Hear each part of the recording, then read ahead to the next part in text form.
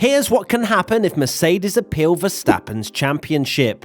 Drama, drama, drama. Even though the checkered flag has flown in Abu Dhabi, the 2021 F1 season is not over despite no more racing action taking place. Mercedes launched a protest around the safety car restart on the final lap of the Grand Prix. The stewards then dismissed it, and we are now in this strange limbo stage where Max Verstappen is effectively world champion, but Mercedes have stated their intent that they will be appealing the decision by the stewards. So what happens next? Who do they appeal to? Do they go back to the stewards again to beg them to change their minds? No, they don't do that. Let's take you through what we will likely see in the coming days and weeks if Mercedes go ahead and officially appeal.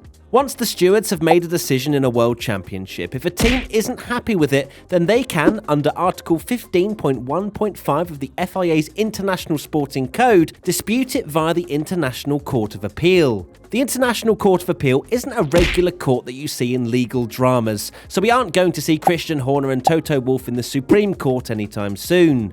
The ICA, International Court of Appeal, is made up of 36 elected judges. It's dedicated exclusively to settling disputes across the various FIA championships around the world. It's independent from the FIA, so no officials can interfere with their decisions. So how do you actually launch an appeal? That's all found in Article 10 of the FIA's Judicial and Disciplinary Rules. You're probably starting to understand how many rules there are in the world of motorsport. In this case, within 1 hour of the stewards throwing out their protest, Mercedes had to give a written notice of an intention to appeal, and they needed to pay a €6,000 deposit.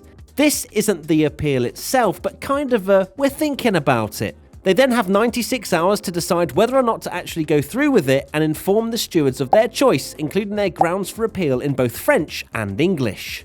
Each side then goes away to work on their arguments. Mercedes will have 15 days to come up with why the stewards were wrong to throw out their appeal and that they breached the sporting regulations by not allowing all the cars to unlap themselves at that confusing restart.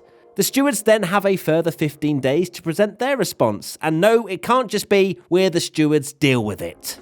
After that, all those involved will need to wait another 15 days, although these time limits may be shortened if all sides agree to it. Can anyone else spot the problem here?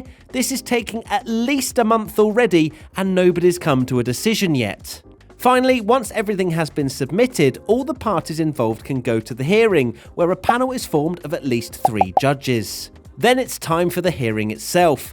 Both sides present their arguments and can call up witnesses and experts who can be questioned. Once they've heard everything, the ICA judges go off to come to a decision in secret and don't all need to agree, as only a simple majority is needed. But what decisions can they make? The judges can admit or dismiss the appeal, all of it or only parts of it. They can confirm, overturn, reduce or increase any penalties too. This is where it gets interesting. They can invalidate or amend the results of a competition, but they can't order it to be rerun.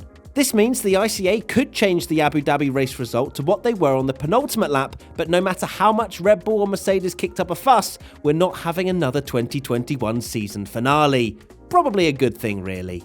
If any new evidence is discovered which was unknown when the ICA heard the case, they could re-examine their decision. And no, that doesn't mean getting Alex Albon to recreate the last 2 laps. So if they do appeal, when are we going to finally put this championship to bed? This isn't the first time in recent years an F1 team has found itself before the ICA.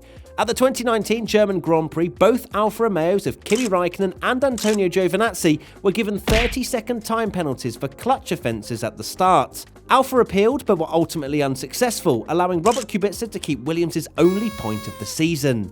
Haas also appealed Romain Grosjean's disqualification from 6th place at the 2018 Italian Grand Prix. Renault had lodged a protest against the legality of their floor, and the stewards found it didn't conform to the rules and excluded him from the results. The American team appealed, but the judges upheld their decision. These appeals took nearly 2 months or more. The race at the Hockenheim Ring took place on the 28th of July, and the appeal was heard on September the 24th. Meanwhile, the Monza race was on September the 2nd, and the appeal was thrown out on November the 1st. To sum this all up, the title fight will most likely go into 2022 if Mercedes go ahead with the appeal. What a stinker. There you have it, an insight into the processes of the appeal system. What do you think will come of all of this? Let us know in the comment section below.